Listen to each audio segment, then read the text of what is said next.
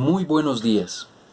Vamos a empezar con esta serie de videos, un viaje, un transcurso por el cual vamos a dar lectura a una pequeña obra literaria donde podamos observar, experimentar y sentir la lectura en voz alta a la vez que practicamos el tejido con nuestras manos.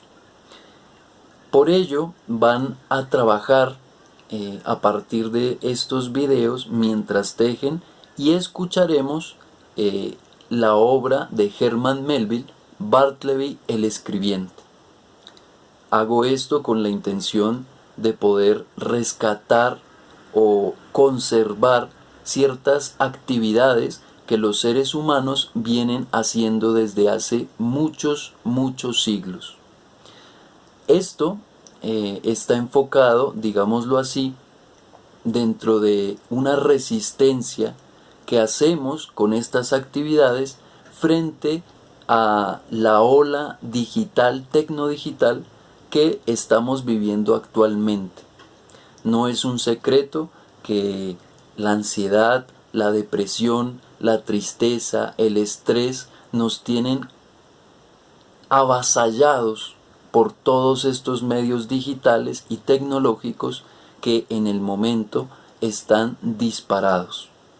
Con esa intención, el taller terapéutico de tejido circular quiere complementar el trabajo manual, artesanal y artístico que llevamos a cabo por medio del tejido circular y la tejeduría de mochilas con la cultura, las letras, la literatura, la poesía y las humanidades en general.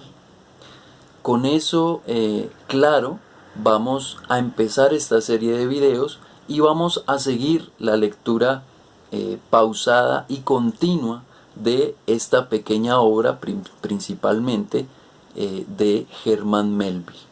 Espero la disfruten, espero podamos conversar, espero que sea de su agrado y vamos a tener al final una pequeña sección para lectura de poesía. Entonces la primera parte de estos videos va a ser la lectura de la obra de Herman Melville y al final vamos a dejar un pequeño espacio para la poesía. Esto con el fin de que, ya lo repetí, puedan disfrutar de unos momentos amenos, distraídos y un poco alejados de todos estos medios tecnodigitales que pues hoy nos agobian. Vamos a ponerle atención a la lectura y vamos a irla comentando conforme vamos leyéndola. Entonces, un gusto tenerlos acá. Vamos a empezar con esto y muchas gracias. Una pequeña nota al pie de página acerca de esta serie de videos de nuestro club de lectura y tejido que les estoy proponiendo este año es que vamos a trabajar los inicios de las obras escogidas para este club, en donde vamos a disfrutar, y yo quiero entusiasmarlos y combinarlos a que lean estas obras por sus propios medios, su propia cuenta. Ustedes pueden conseguir los libros, aquí están los títulos, los pueden buscar por internet o visitar alguna librería si tienen el tiempo, o la biblioteca si tienen el carné o si quieren inscribirse, pueden sacar de ahí los textos y leerlos para poder así hacerle justicia a este ideal que estamos persiguiendo acá en este grupo, que tiene que ver con poner entre paréntesis un momento en el que podamos estar a solas y disfrutar de la lectura tal cual como lo han hecho los seres humanos desde la antigüedad. Entonces, por eso en esta serie de videos vamos a tratar los inicios de las obras que les tengo planeadas para ustedes. Entonces la primera obra, el primer inicio que vamos a leer acá va a ser Bartleby el Escribiente de Herman Melville. Vamos a dar una serie de pequeños datos biográficos, los que nos vayan a interesar acá, y vamos a leer hasta cierto punto el inicio de estas obras. Entonces, nuestra primera obra, ya lo dije, es de Herman Melville. Espero que la consigan, ya sea en internet o en físico, y la puedan leer en sus ratos libres, en sus ratos de ocio, y disfrutar de la literatura como debe ser, con tiempo, con libertad y con gozo y entusiasmo. Vamos a empezar. Bien, vamos a empezar con unos pequeños datos biográficos del autor, Herman Melville. Herman Melville nace en 1819 y muere en 1891. Él nace en la ciudad de Nueva York y es considerado novelista, poeta y ensayista estadounidense.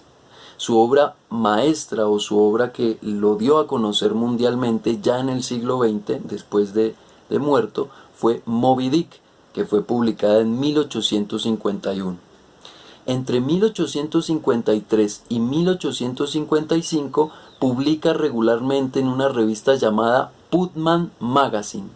En esta revista va a escribir Bartleby el Escribiente, que es la obra que vamos a leer acá. En ella, y durante estos años que la publica por entregas, también va a escribir varios cuentos, pero nos vamos a centrar en esta pequeña novela o relato de Bartleby el Escribiente. Como datos que nos interesen para nuestro club de lectotejeduría acerca de Herman Melville, diremos que fue un viajero a ultranza.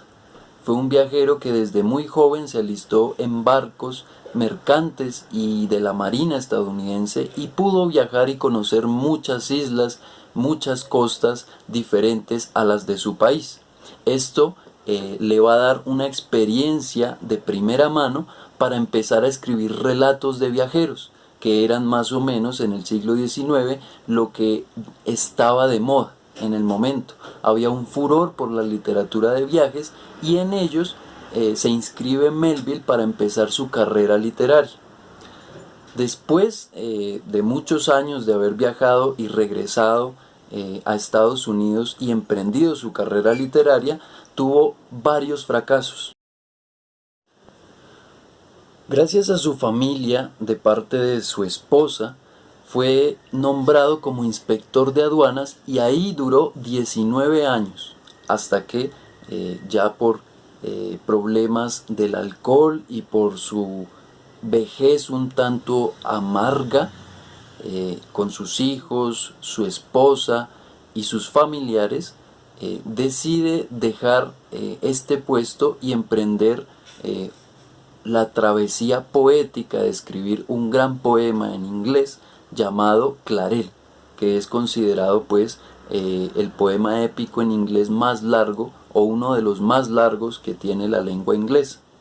Y también deja una novela inconclusa llamada Billy Budd, que solo hasta principios del siglo XX va a ser redescubierta y publicada, dándole así un nombre, un gran nombre literario a Melville después de muerto.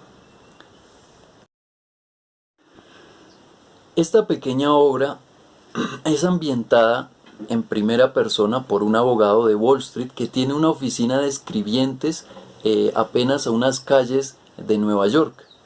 En ella pues se va a dar digamos el encuentro entre este narrador en primera persona y Bartleby, que va a ser un nuevo integrante de su oficina que va a contratar y va a empezar a conocer esta personalidad que es tan cara para el siglo XX y tan enigmática.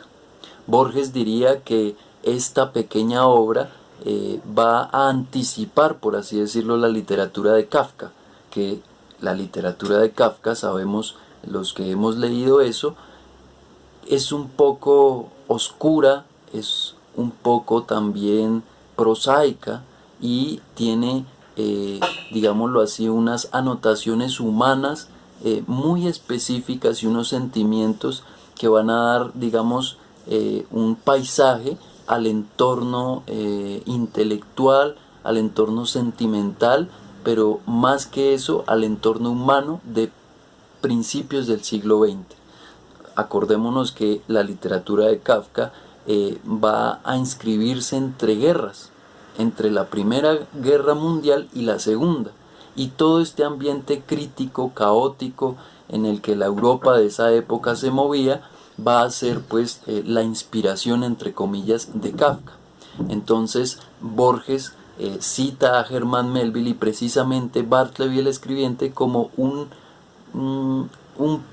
pináculo o un, digámoslo así, un antecesor de esa literatura con esas características que ya dijimos. Entonces por eso la vamos a leer también para poder, digamos, en un futuro cercano entrarnos a la obra de Kafka, algunos relatos, algunos cuentos que podamos disfrutar en este club, en este pequeño espacio audiovisual donde ustedes puedan participar. El tema que recorre toda la novela o el relato de Melville va a ser, se los anticipo desde ya, la muerte por inanición. Ese pequeño tema de la muerte por inanición es lo que nos va a describir o a hacer un paisaje de este personaje tan enigmático que es Bartleby. Y desde ahí la obra ya se vuelve enigmática para la época de Melville porque no lo supieron apreciar, pero en el siglo XX ya se va a mostrar que tiene otro carácter y tiene más que ver con la época entre guerras donde pues Kafka va a dar a luz su literatura. Entre Melville y Kafka, ese puente o esa relación es la que queremos establecer acá para poder leer a Kafka de una manera un poco más rica, más complementada y maravillosa. Entonces hay una cita, una pequeña cita que la pueden encontrar en internet acerca de esta obra Bartleby el escribiente.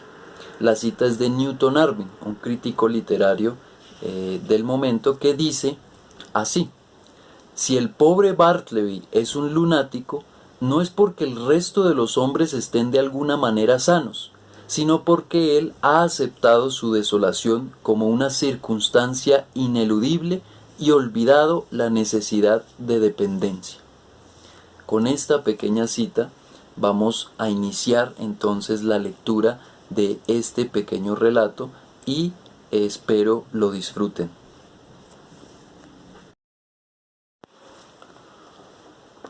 Soy un hombre mayor. La naturaleza de mis obligaciones durante los últimos 30 años me ha llevado a un encuentro poco común con lo que podría considerarse como un interesante y, en cierto modo, singular grupo de hombres acerca de los cuales, que yo sepa, nada se ha escrito aún. Me refiero a los copistas de leyes o escribientes. He conocido a muchos de ellos profesionalmente y a nivel personal, y podría relatar, si quisiera, varias historias ante las cuales los caballeros de buen carácter podrían sonreír, y las almas sentimentales sollozar. Sin embargo, renuncio a todas las biografías de todos los escribas a cambio de unos pocos pasajes de la vida de Bartleby, uno de los amanuenses más extraños que he visto o acerca de los cuales haya oído hablar jamás. Mientras que de otros copistas yo podría escribir su vida entera, nada parecido podría intentar hacer con Bartleby. Estoy convencido de que no existe material suficiente para acometer una biografía completa y satisfactoria de ese hombre. Se trata de una pérdida irreparable para la literatura. Bartleby fue uno de esos seres acerca de los cuales nada puede asegurarse si no es por la vía de algunas fuentes confiables, y en su caso no existieron muchas. Lo que mis propios ojos asombrados pudieron ver de Bartleby, eso fue lo único que conocí de él, exceptuando, ciertamente, un reporte vago que aparecerá al final de este relato. Pero antes de introducir al escribiente, tal como se me presentó en un principio, es justo que mencione algo acerca de mí, de mis empleados, de mis negocios, de mi despacho y de sus alrededores, puesto que tal descripción es indispensable para un entendimiento adecuado del personaje principal que estoy a punto de presentar. En primer lugar, soy un hombre que, desde su juventud, ha vivido bajo la profunda convicción de que la forma más fácil de vivir es la mejor.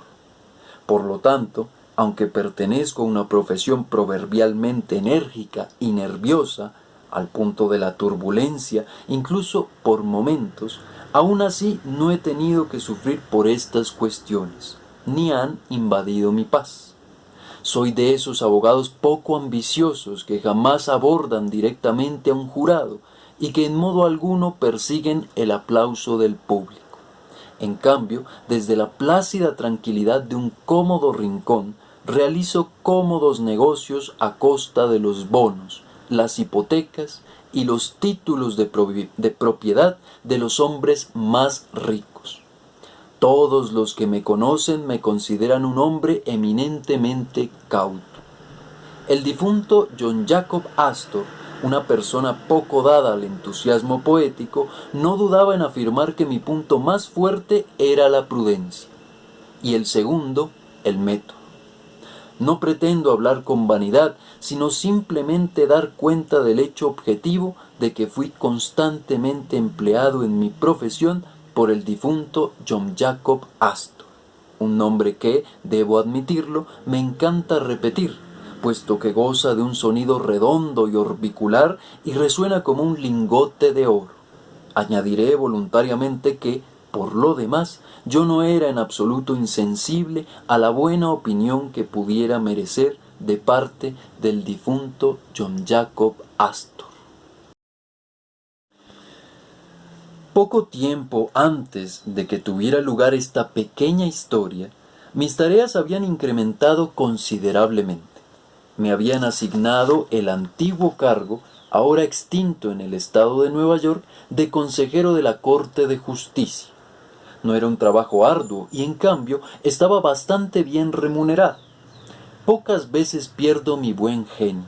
Mucho más raramente aún suelo caer en indignaciones peligrosas frente a ciertos errores y ultrajes. Pero se me debe permitir ser temerario aquí y declarar que considero como una acción apresurada la eliminación, repentina y violenta, del cargo de consejero de la Corte de Justicia en la nueva Constitución, ya que yo esperaba gozar de ciertos ingresos económicos durante el resto de mi vida y por el contrario solo recibí una parte de ellos durante pocos años. No obstante, esto es una historia distinta y no viene al caso. Mi despacho se situaba en la planta alta del número X de Wall Street. En uno de sus extremos podía observarse la blanca pared interior de un amplio ducto de ventilación que atravesaba el edificio de arriba a abajo. Más que cualquier otra cosa, dicha vista podría haber sido considerada insípida, carente de lo que los paisajistas llaman vida. Pero, si bien esto es cierto, el otro extremo del lugar ofrecía al menos un contraste, aunque no mucho más que eso. Allí mis ventanas dirigían la vista hacia la pared de ladrillos de un edificio contiguo, oscurecida por los años y la sombra permanente. Dicha pared no requería de catalejo alguno para descubrir en ella sus bellezas ocultas, y en cambio, para beneficio de cualquier observador miope, se levantaba a menos de 3 metros de los cristales de mis ventanas. Debido, pues, a la altura considerable de los edificios circundantes, y puesto que mi despacho se situaba en un segundo piso, el espacio que lo separaba de la pared no dejaba de evocar la imagen de un enorme tanque de agua cuadrado. Durante el tiempo que precedió a la llegada de Bartleby, trabajaron para mí 2 copistas y un prometedor muchacho como mensajero. Primero, Turkey. Segundo, Nippers. Tercero, Ginger Nut. Estos pueden parecer nombres reales, del tipo de los que no se encuentran usualmente en el directorio, pero en realidad son sobrenombres que se confirieron mutuamente mis tres empleados y que, a su juicio, expresaban la personalidad o el respectivo carácter de cada uno de ellos. Turkey era un inglés barrigón, de corta estatura y una edad más o menos cercana a la mía, esto es, no muy alejado de los 60 años. En la mañana, podría decirse, su rostro gozaba de un agradable matiz florido, pero después del mediodía, su hora de almuerzo, comenzaba a arder como una parrilla llena de carbón, y continuaba ardiendo, si bien menguando gradualmente hasta las 6 de la tarde, o alrededor de esa hora, después de lo cual yo no volvía a ver al propietario de aquel rostro que, al tiempo que ganaba su rubor con el alzamiento del sol, parecía ponerse con él al atardecer, sólo para levantarse, arder y declinar nuevamente al día siguiente con la misma regularidad y la misma gloria. He sabido de muchas coincidencias extraordinarias a lo largo de mi vida, no siendo la menor de ellas el hecho de que siempre que Turkey lanzaba los mayores destellos de su rojo y radiante semblante, justo entonces, en ese momento crítico, comenzaba aquel periodo del día en el que, según me parece, sus capacidades laborales se veían seriamente alteradas por el resto de la jornada. No era que se volviera ocioso o repelente al trabajo, nada de eso. La dificultad estribaba en que todo él se convertía en un ser excesivamente enérgico. Había una imprudencia extraña, inflamada, agitada y caprichosa en sus modos de proceder. Era descuidado en la forma en que introducía la pluma en el tintero, y todos los borrones en los documentos que copiaba se producían después del mediodía. Pero, de hecho, no era sólo que fuera imprudente y tristemente propenso a los manchones de tinta sobre el papel durante las tardes. Algunos días incluso iba más allá y era más bien ruidoso. En momentos así, además, su rostro ardía con un brillo aumentado, como antracita viva. Hacía un estruendo desagradable con su silla, volcaba su salvadera, acababa siempre por destrozar sus plumas cuando intentaba arreglarlas y luego las lanzaba al suelo con una pasión inusitada. Se levantaba y se inclinaba sobre su mesa, amontonando sus papeles de manera indecorosa, algo bastante triste de presenciar en un hombre mayor como él. Sin embargo, puesto que en muchos sentidos era una persona valiosa para mí, y en tanto que, antes del mediodía, era de hecho la criatura más diligente y estable de todas, capaz de acometer una gran cantidad de trabajo con un estilo difícil de igualar, por todas estas razones, digo, estaba dispuesto a hacer la vista gorda a sus excentricidades, si bien, en efecto, ocasionalmente me veía obligado a discutir con él. Lo hacía amablemente, sin embargo, porque, aunque en las mañanas era el hombre más civilizado, o mejor dicho, más delicado y reverencial, en las tardes se veía dispuesto, si lo provocaban, a ser ligeramente temerario con su lengua, e incluso insolente. Ahora bien, valorando sus servicios matutinos como lo hacía, resuelto a no perderlos y sin embargo, al mismo tiempo, incordiado por sus incendiarios modales vespertinos, siendo además, como lo soy, un hombre de paz, reacio a suscitar en él protestas indeseadas a causa de mis reprimendas, me decidí un sábado al mediodía, él siempre estaba peor los sábados, a sugerirle, muy amablemente, que tal vez ahora que se iba haciendo viejo sería una buena idea aligerar un poco sus obligaciones, que no era necesario, en últimas, que fuera a trabajar al despacho después de las 12, sino que, pasado el almuerzo, bien podía irse a descansar a su casa hasta la hora del té. Pero no. Él insistió en su devoción al trabajo. Su rostro se tornó intolerablemente férvido mientras argüía, gesticulando con una larga regla desde el otro extremo del despacho, que si sus servicios eran de alguna utilidad en las mañanas, tanto más indispensables serían, pues, durante las tardes. Con todo respeto, señor, dijo Turki en esa ocasión, me considero su mano derecha. En las mañanas no hago sino ordenar y disponer mis columnas, pero es en las tardes cuando me pongo a la cabeza y me abalanzo gallardamente sobre ellas, así, y lanzó una estocada violenta con su reja. Pero los borrones, Turki, sugerí yo. Es cierto, pero con todo respeto, señor, mire estos cabellos, me estoy haciendo viejo. Ciertamente, 1 o 2 borrones no deberían reprochárseles tan severamente a estas canas. La edad, incluso si emborrona un poco las hojas, es honorable. Con todo respeto, señor, los dos nos estamos haciendo viejos. Esta apelación a cierta camaradería de mi parte era difícil de resistir. Entendí que no se iría, y entonces permití que se quedara, resolviendo, empero, en procura de ello, que durante las tardes se hiciera cargo únicamente de mis documentos menos importantes.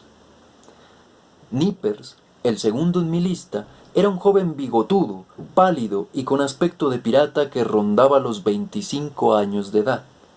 Siempre le consideré como una víctima de 2 poderes malignos, la ambición y la indigestión. Su ambición era impulsada por una cierta impaciencia que excedía las responsabilidades propias de un simple copista, una injustificable propensión a usurpar tareas estrictamente profesionales, tales como la redacción original de documentos legales. Su indigestión era delatada por ocasionales accesos de ira, una irritabilidad sardónica que hacía que sus dientes rechinaran ruidosamente cada vez que cometía un error en sus copias, por innecesarias procacidades, silbadas más que dichas, en pleno ajetreo de sus tareas, y especialmente por un eterno enojo con relación a la altura de su mesa de trabajo. Aunque era bastante ingenioso para idear soluciones mecánicas, Nippers nunca logró hacer que dicha mesa se ajustara a él. Debajo de ella puso cuñas, bloques de distintas clases, trozos de cartón, y al final llegó a intentar un exquisito ajuste con piezas de papel secante cuidadosamente dobladas. Pero ningún invento resultaría si, para darle alivio a su espalda, elevaba la tapa de su escritorio en un ángulo agudo hacia su mentón, escribiendo sobre ella como sobre el techo empinado de una casa holandesa, entonces decía que sus brazos se quedaban sin circulación. Y si en cambio bajaba la mesa hacia el nivel de su cintura, para así tener que escribir agachado sobre ella, entonces le parecía un insoportable dolor de espalda. En resumen, lo cierto era que Nippers no sabía lo que quería. O si quería algo, tal vez fuera deshacerse de su mesa de escribiente de solo una vez. Entre las manifestaciones de su insana ambición estaba la predilección por recibir visitas de ciertos personajes mal vestidos y de aspecto un tanto ambiguo, a quienes se refería como sus clientes. Ciertamente, yo estaba al tanto de que él, además de ser un politicastro de barrio más o menos reconocido, realizaba ocasionalmente algunas diligencias en los juzgados y no era del todo desconocido en los recibidores del presidio. Pero tengo buenas razones para creer, sin embargo, que un sujeto en particular que solía ir a mi despacho y que él, con aires de grandeza, insistía en llamar su cliente, no era más que un acreedor suyo, y ese supuesto título de valor una cuenta sin pagar. No obstante, con todos sus fallos y más allá de las molestias que me causaba, Nippers, al igual que su colega Turki, era una persona muy útil para mí. De escritura pulcra y ágil, era capaz, por cierto, de comportarse caballerosamente cuando así lo decidía. Además, siempre se vestía con buen gusto y distinción, y ello, eventualmente, contribuía a acreditar mi negocio. Por el contrario, en lo que respecta a Turki, tenía yo que lidiar mucho para evitar que se convirtiera en una vergüenza para mí. Su ropa siempre estaba grasienta y apestaba a comida. Usaba pantalones demasiado sueltos en el verano. Sus sacos eran execrables, su sombrero impresentable. pero su sombrero me era indiferente, puesto que la urbanidad y deferencia inglesas que le eran propias le obligaban a quitárselo en el momento mismo en que ingresaba al despacho, mientras que con su saco la cuestión era totalmente distinta. Traté de razonar con él al respecto, sin resultado alguno. Lo cierto, creo, es que los ingresos de ese hombre eran tan bajos que me parece que no podía costear al mismo tiempo una cara lavada y un saco igualmente limpio. Como bien observó Nippers una vez, en las finanzas de Turkey parecían prevalecer los números rojos. Un día de invierno le ofrecí como regalo un distinguido saco de mi propiedad, gris y acolchado, caluroso y cómodo, con botones desde las rodillas hasta el cuello. Pensé que apreciaría este favor y que con ello ayudaría un poco a disminuir su arrebato y estridencia de las tardes. Pero no. Creo firmemente que el hecho de enfundarse en un saco tan suave y abrigado tuvo un efecto pernicioso en Turkey, de la misma manera que no es bueno darles demasiada avena a los caballos. De hecho, a Turkey el saco le sentó igual de mal que la avena a un caballo inquieto y brioso. Lo volvió insolente. A ese hombre la prosperidad le hacía daño. Y aunque en lo concerniente a los hábitos autocomplacientes de Turkey yo bien podía tener mis reservas, con relación a Nippers, en cambio, estaba seguro de que cualquiera que fuese sus faltas en otros aspectos, se trataba al menos de un joven fundamentalmente abstemio. Sin embargo, la naturaleza misma parecía haber sido hasta tal punto su propia vinatera que, dotándolo al nacer de una disposición irritable como el brandy, cualquier otro brebaje adicional se le hacía innecesario. Cuando recuerdo cómo, en medio de la tranquilidad de mi despacho, ocasionalmente Nippers se levantaba impaciente de su silla y, abalanzándose sobre su escritorio, lo agarraba con sus brazos abiertos de par en par y lo movía y lo sacudía con un movimiento severo y estridente sobre el piso, como si la mesa fuera un agente perverso empeñado en estorbarle y molestarle, entonces digo, comprendo que para Nippers el alcohol fuera algo superfluo. Era una fortuna para mí que, en virtud de su condición particular, la indigestión, aquella irritabilidad y el consecuente nerviosismo de Nippers se manifestaran, sobre todo, durante las mañanas, mientras que en las tardes era una persona comparativamente mucho más tranquila. Y dado que, por su parte, los paroxismos de Turkey no se daban sino hasta después del mediodía, nunca tuve que vérmelas con las excentricidades de ambos al mismo tiempo. Los ataques de los dos se hacían relevos el uno al otro como vigilantes. Cuando Nippers estaba encendido, Turkey estaba apagado y viceversa. Dadas las circunstancias, se trataba de un buen acuerdo natural. Bien, ¿qué podemos comentar de este inicio de la obra de Herman Melville llamada Bartleby el escribiente? Pues primero que todo, el título. El escribiente o el copista es un oficio o fue un oficio desde la antigüedad que tiene pues muchos siglos y que los seres humanos han venido desarrollando a lo largo de la historia de pasar un libro a otro a mano. Y nosotros sabemos que antes de Gutenberg y después de él, este oficio siguió desarrollándose hasta bien entrado el siglo XIX, podemos decirlo, que ya había imprenta y ya habían periódicos impresos y telecomunicaciones, etcétera, etcétera, pero este oficio todavía se mantenía en las oficinas de estos abogados que se dedicaban a los títulos, a las hipotecas y a los demás vericuetos que este narrador nos cuenta en primera persona. Además de ello, va a ser pues el oficio principal de Bartleby y va a ser el carácter que nos va a pintar este personaje de qué es ser un escribiente o copista en pleno siglo XIX.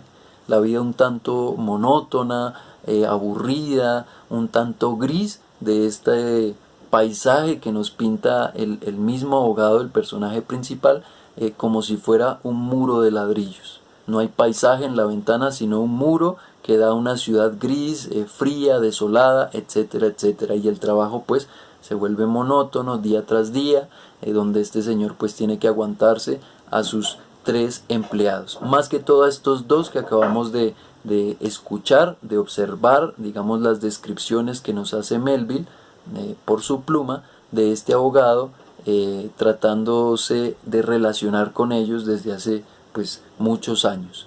Vemos ese efecto cómico pero también patético entre estas 2 personalidades, entre Turkey y Nippers, y como uno en la mañana está encendido y el otro en la tarde, y entonces el barullo y la dinámica de esa oficina se cuenta en las primeras páginas de esta obra, y ahí nos podemos formar pues la escena, la escenografía de esta obra, y